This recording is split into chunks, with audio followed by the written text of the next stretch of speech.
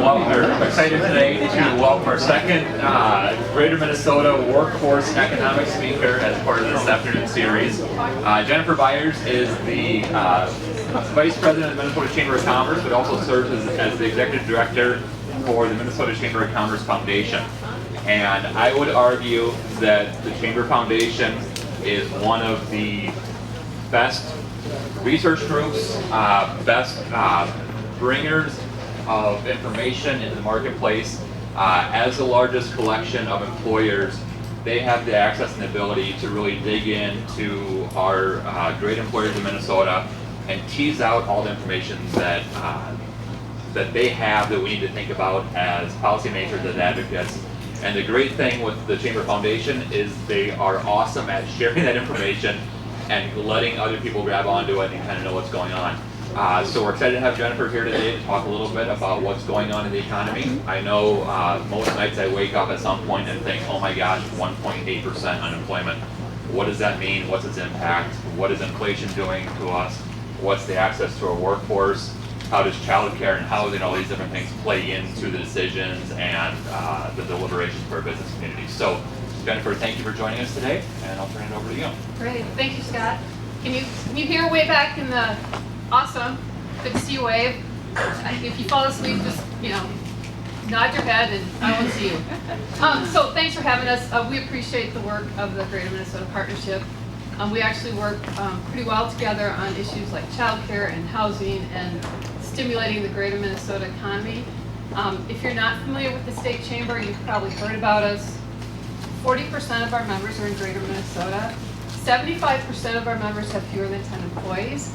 So I think sometimes there's a perception that we're this big business headquartered company, Twin Cities organization, which is the furthest thing from the truth. We also have a very strong partnership with local chambers across the state, which really give us a good sense of what's going on in your regions and your communities. It's actually an honor to follow Rick Bowerly. He mentioned it Scott mentioned it in his bio, but Rick does serve on the foundation board and actually is one of the smartest people I know. And he's really given us some really good counsel on some of our research. And you may not actually see some of his fingerprints on this work, but he has been very helpful in developing this research. Scott mentioned that the Chamber Foundation is making its mark as a thought leader on the state's economy, and that is a relatively new role for our organization. We went through a kind of a realignment 4 or 5 years ago and really wanted to kind of think about our role as a private sector research organization. So formed a board, Rick was part of it, Susan Marvin was our first board chair, and produced this report called Minnesota 2030. This report was released a year ago. You'll see a lot of workforce components mixed in here. But I'm also going to talk a little bit about the state of the economy and kind of the state of a post-COVID economy. So let me just kind of move forward here.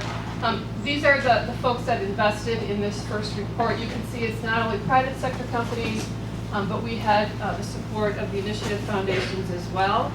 And this is work that is guided by an economic advisory council. And we have folks like Kelly Ash from the Center for Rural Policy, Niall Shaver from the University of Minnesota, private sector leaders like Rick that really guide our work. We hired a firm called IHS Markit, which is a global forecasting company. They also help the state of Minnesota with their revenue forecasts. And then we did a lot of focus groups around the state. We talked to the initiative foundations, we talked to economic developers, local chambers, private businesses, labor groups. I've talked to Dan Dorman, Scott's predecessor, really to get some anecdotal information to feed our work. So we have a report, it's on our website. I would have brought printed copies, but we've run out. So I encourage you to take a look at that if you'd like to dig in a little further. So here's the questions that we're looking to answer. How is Minnesota's economy positioned for growth in this decade? So this is a 10-year look forward. And then what do we need to do to make sure our economy develops to its fullest capacity? So how are we doing? And I will tell you this work began pre-COVID, was released post-COVID, and we have some updates since then. So how is our economy faring? I think one of the advantages in Minnesota is we have a structurally diverse economy. We are not like Michigan, for example, where we're heavy into one specific industry like heavy auto manufacturing or steel. We have a great diversity, fifth most diverse economy in the country. We have lots of growth opportunities across a range of industries. You heard Rick talk a little bit about the manufacturing industry, healthcare, med tech, ag, and food. We have a lot of advantages there. And then one of the things that is true in Minnesota and true across the country is that diversity is driving growth. Populations of color grew 32 times faster than non-Hispanic whites. So what are our challenges? Minnesota's economic growth is trailing the United States. I'll show you some data that shows you that our job growth is trailing the United States job growth. Slowing population growth, which is really driving our workforce issues. You can see that we are projected to grow at 0.1% annually, essentially no growth. Technology and industry shifts will reshape economic outcomes. Again, Rick talked about this, really moving to an innovation-based economy, investing in technology, upskilling our employees, and then kind of the nagging issues that we've all talked about and we've talked about today. No matter where we did a focus group, Twin Cities, Greater Minnesota, what kind of industry, these three issues came up: housing, childcare, and broadband. And the slide doesn't come out really clearly, but so this report has three major recommendations. One is building on our strengths, really supporting our diverse economy and really helping advance segments of our economy where we can grow specific industries. We think we have real advantages in technology and healthcare. The second strategy is leveraging Minnesotans, investing in our people, really beating labor force projections and giving all Minnesotans the skills they need to succeed. And this third strategy is really around communities. Those issues we talked about: childcare, broadband, housing, transportation in some cases, but also embracing inclusion, really making inclusion a strength of Minnesota's economy. So here are some characteristics of Minnesota. High per capita income, I think we've known that. People in Minnesota do very well. Hardworking, we've dropped a little bit on labor force participation. We used to be second or third, we're now sixth, still pretty good, despite the fact that we have 1.8% unemployment. A fairly educated workforce. We have an innovative economy. We have the sixth most patents per capita in the United States. That is not just a Twin Cities initiative. You can see that in Rochester and Austin and central Minnesota. We have 16 of the Fortune 500 headquarters in the Twin Cities, and in Greater Minnesota, again, a headquarters economy is good for Minnesota. Diverse, we talked about, and the industry clusters in key sectors. So I'm going to kind of show you some data here, and it's going to lead into the workforce discussion. Here you'll see that Minnesota's per capita income, Minnesota is the blue line. The straight line across is the United States. We've stayed above the U.S. average since 1973. And we have higher employment rates than the United States generally. So you'll see that our labor force participation in Minnesota and then general employment is better. That very last number, the 11.1 is 8.6, is during the pandemic. So we performed better than other parts of the country. We're the innovation hub of the Upper Midwest. There's no one close to us in the Midwest in terms of innovation. And again, this is just not a Twin Cities phenomenon. And this is an interesting chart that my colleague at the foundation created. It's kind of a box score, if you will, of job growth. So you can see from 1970 to 1999, we kind of won the race, right? We were 22-6 in terms of job growth. But then things kind of take a turn for the worse. From 2000 up until 2019, you can see that we really have kind of a losing record on job growth. So 5 years, we did better than the national average. So that really translates into GDP growth, job growth and GDP growth. So you'll see again, if you kind of go back to that first segment of years, we outperformed the US, but then now we are lagging. Again, as our job growth declines, GDP declines. So why is that? I think you all intuitively know this. Slowing labor force and population growth. We're aging, Minnesota is not growing, and we are not attracting people here. Most of the growth has been in the Sun Belt and in the West. We are trailing in tech growth. We used to be known for example, the mainframe computer. You see that in Rochester and the Twin Cities. As that field has moved more towards software, we have lost ground. and then slow productivity growth. So here, this is the 0.1% number. This is the growth in working age population. So I think there's a little bit of good news in this deck somewhere. I will get to it, but I think this is a reality that we are just going to have to adjust to. We just are not going to have strong population growth for a long time. So I think it is just kind of adapting to that and doing what we can to manage it. Again, labor force participation, I mentioned we're sixth highest. You can see we've declined. We do okay compared to other parts of the country. But if 68% of the working age population is working, well, I think one of the questions we ask is, where is everybody else? Net migration has slowed. This is a projection from IHS Markit. If not for immigration, Minnesota would have lost population. So this is a really important thing for us. We want to certainly continue to support immigrants in Minnesota and more immigrants moving to Minnesota. We'd also like to have more domestic migration. So this shows you where people are living, where people are moving to. The darker the color is the greatest growth in population. So you can see it's kind of Sunbelt in the West Coast. So Sean put this chart together for me yesterday. So this shows you over the last 50 years, where is population growth? Here's kind of the upper Midwest, the East Coast states.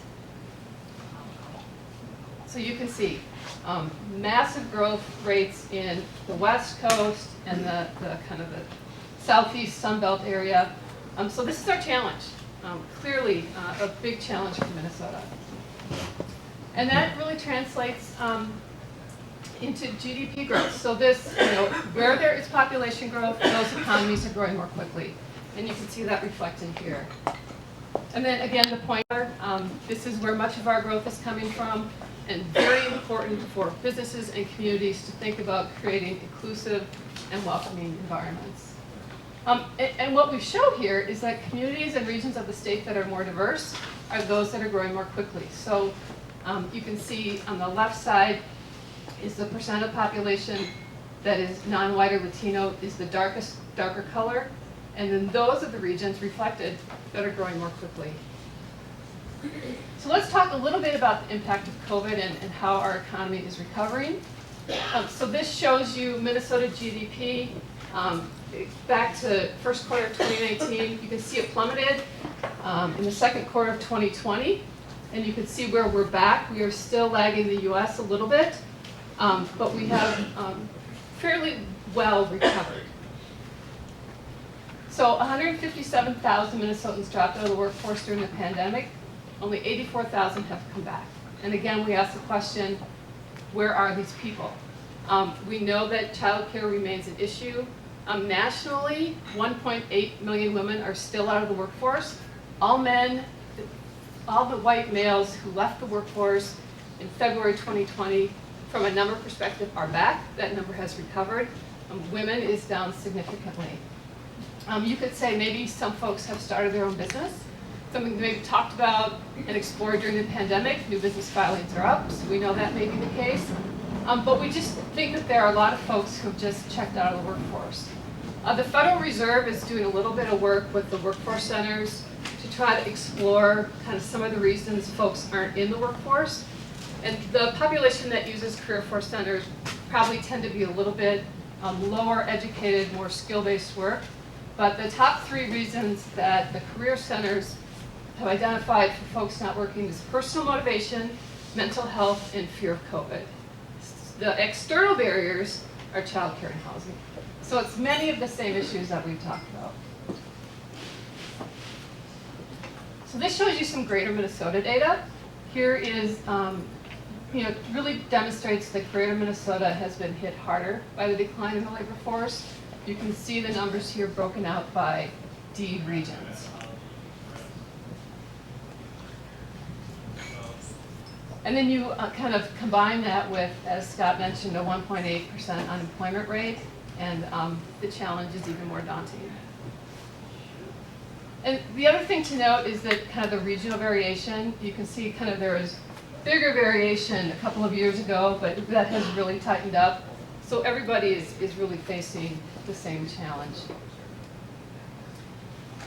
not news to you. There are twice as many job openings as there are individuals seeking employment. This is a real issue, and I think it's one that the employers, and you may face in your own cities and counties, are struggling with every day. So you can see here, again, I already showed you this number, we're 80,700 jobs below pre-pandemic levels.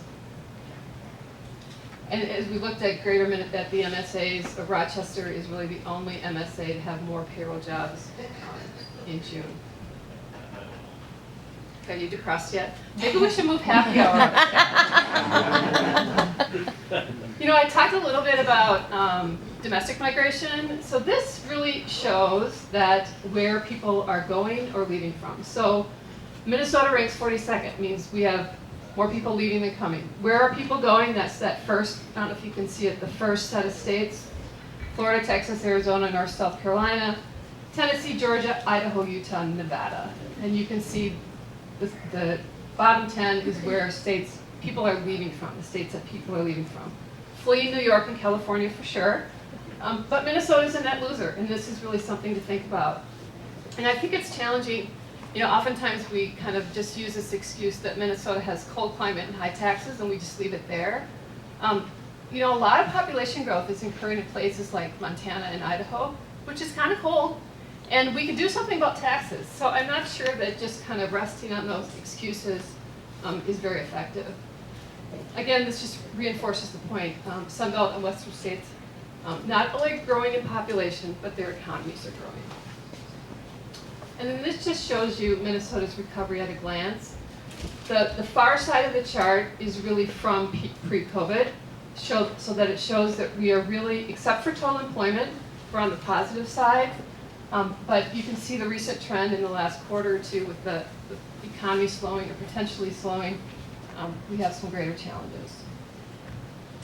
So what lies ahead? This is some forecasts from IHS. I think it's still pretty good. But the point being, our population growth is not going to increase. We need to manage the expectations that we have. That will slow down GDP. If we don't have population growth, our GDP will be challenged. Employment shifts to professional, technical, medical, and service industries, and really thinking about an innovation economy, and really, like I said, upskilling employees, investing in software, investing in technology, investing in automation.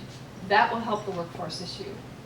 Healthcare and technical talent, and then, as we've mentioned several times, all population will be from populations of color. Again, just some stats, just really shows you how Minnesota is faring.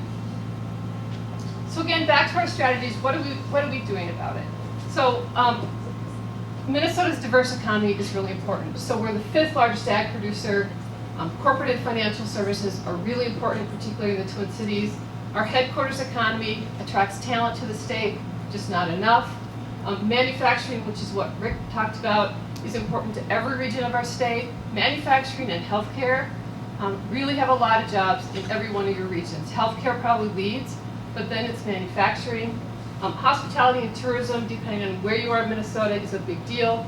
And it has really been hurt by COVID, but it is coming back. We think regional innovation is really important. We think the regional centers in Minnesota's small towns are vital to our state. So we think whether it's St. Cloud or Mankato or Warroad or Worthington, having strong regional centers and employers in those centers to help drive those economies is essential. We talk about exports.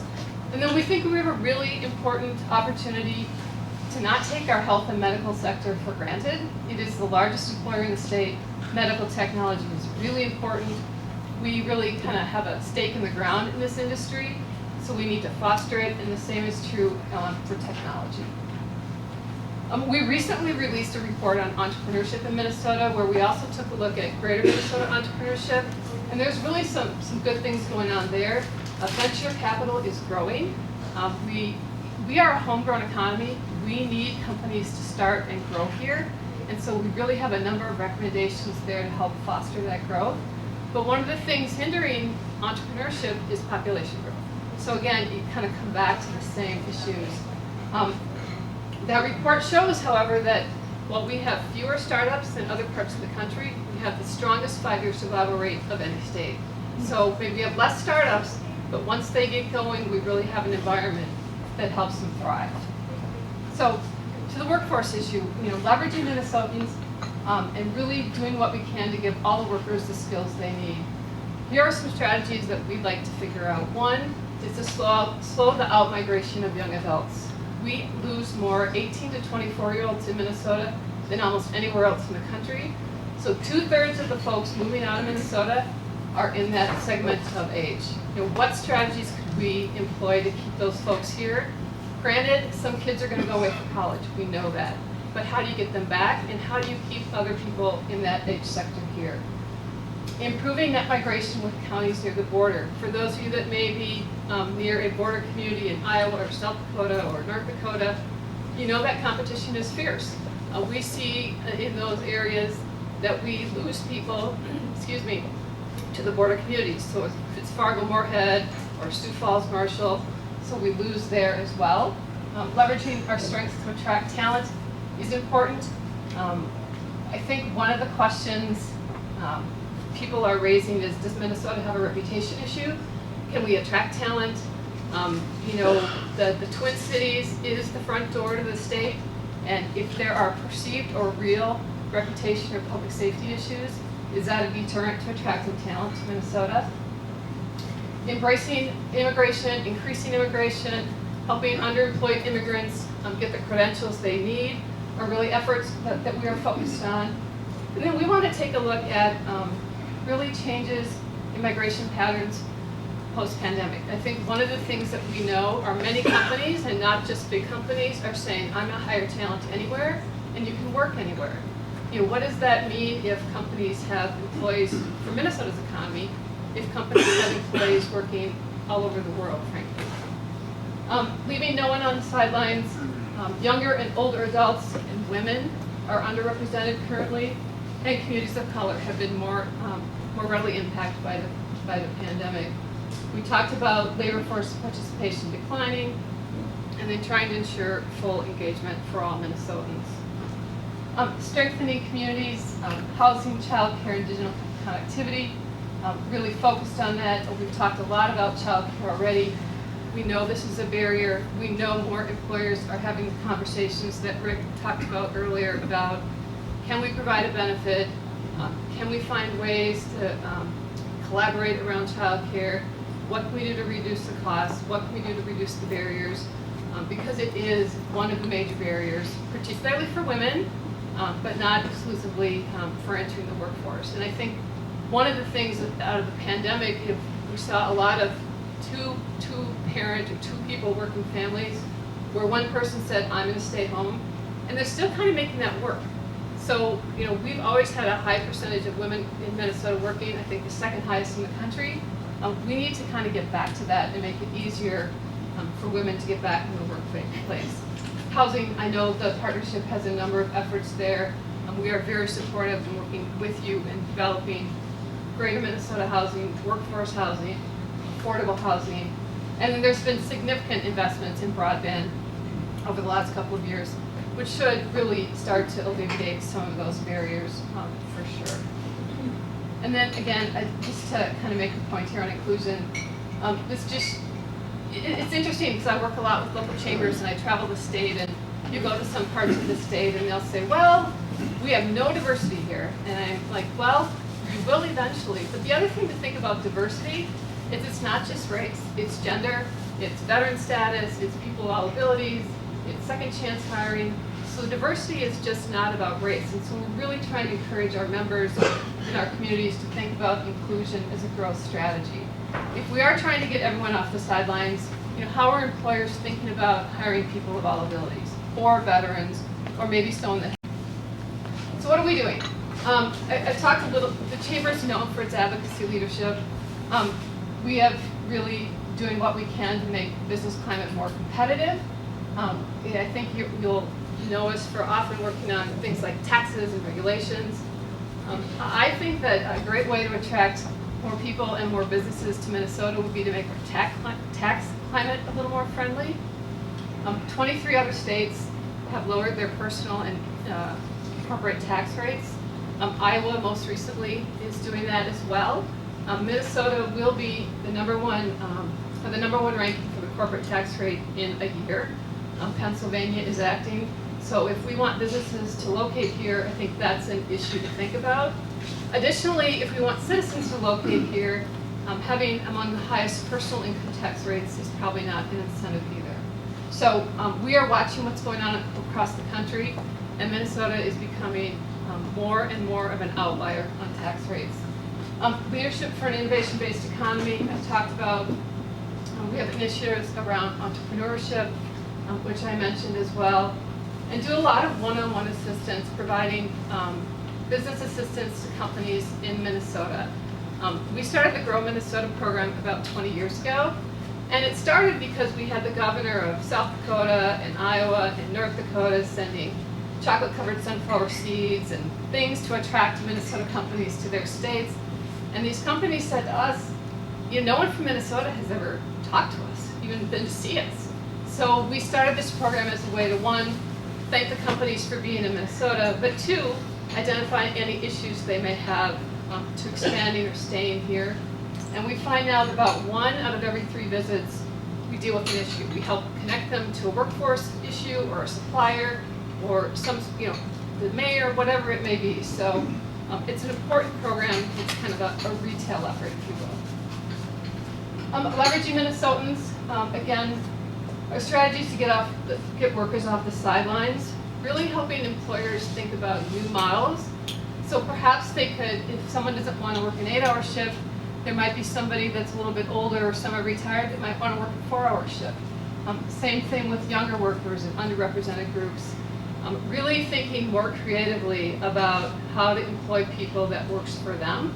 I think one of the things we've learned over the last couple of years is that flexibility is key. It's kind of pay and flexibility. It might be flexibility and pay. So really getting employers to think about that. We've launched a statewide diversity and inclusion effort as well. And this is something that really occurred before the George Floyd murder. We had started down this path, but I think what we bring to the table, again, in our definition of diversity, is broader than race. It includes race, but it is all classes of workers. And what we've found as we've visited with our local chamber partners and our members in Minnesota is they say, I want to get started, but I don't know where to start. And the other thing that they'll say in Greater Minnesota is, I don't want someone from Minneapolis coming to my community to tell me how to do this. So we're really working with our members to develop customized programs and plans to help them think about how they can create very inclusive workplaces and grow their companies. I talked about the role around immigration. And then, attraction strategies. I think that there's been a lot of talk about marketing Minnesota. What can we do to attract more people here? Will that work? I think DEED has an initiative that they've proposed. The governor released his new 10-year plan yesterday. Maybe that will work. I think that if you do kind of some of the fundamentals of kind of changing the environment, that might be more impactful. But I mean, we'll see. That is a proposal that they are certainly advancing. We have a business education network. We partner with our local chamber partners. We have about 25 local chamber partners across the state. Almost all in Greater Minnesota, frankly. It's easier to develop a local workforce effort in Greater Minnesota for whatever reason. And these are very customized to their communities, and some of you may be involved and familiar with them. So I'll give you a couple of examples. In Willmar, we're working with the Willmar Chamber to bring the New Vision Foundation from Minneapolis. New Vision does coding for underrepresented youth.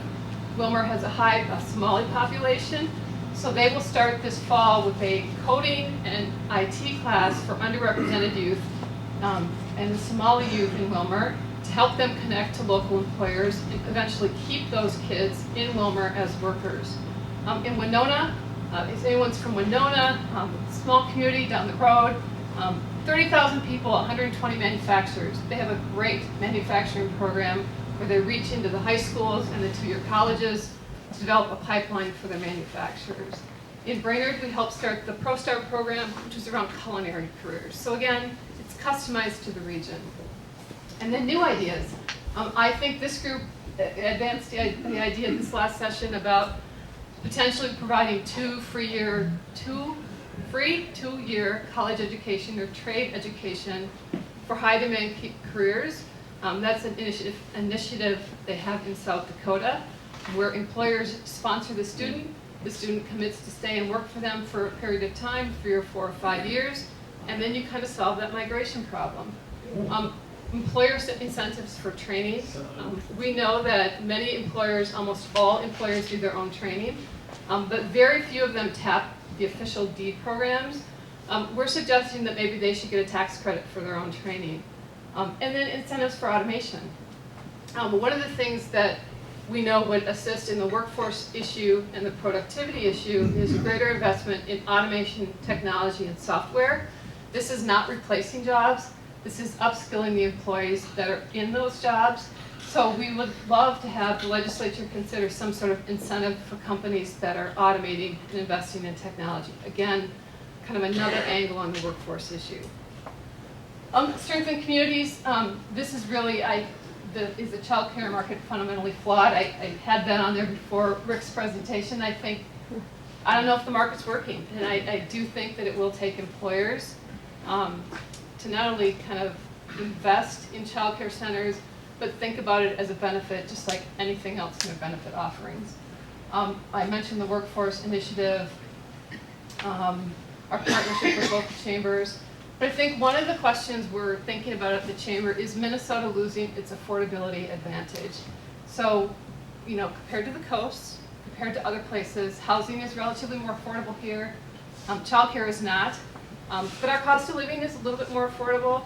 But we think we're losing our edge. So if we've been hanging our hat on affordability and good education and this great environment, you know, can we really compete on that anymore? And are we losing affordability as an advantage in Minnesota? So we're really thinking about that both from the business perspective, but also from a citizen's perspective. You know, what can we do to make Minnesota more affordable and more attractive?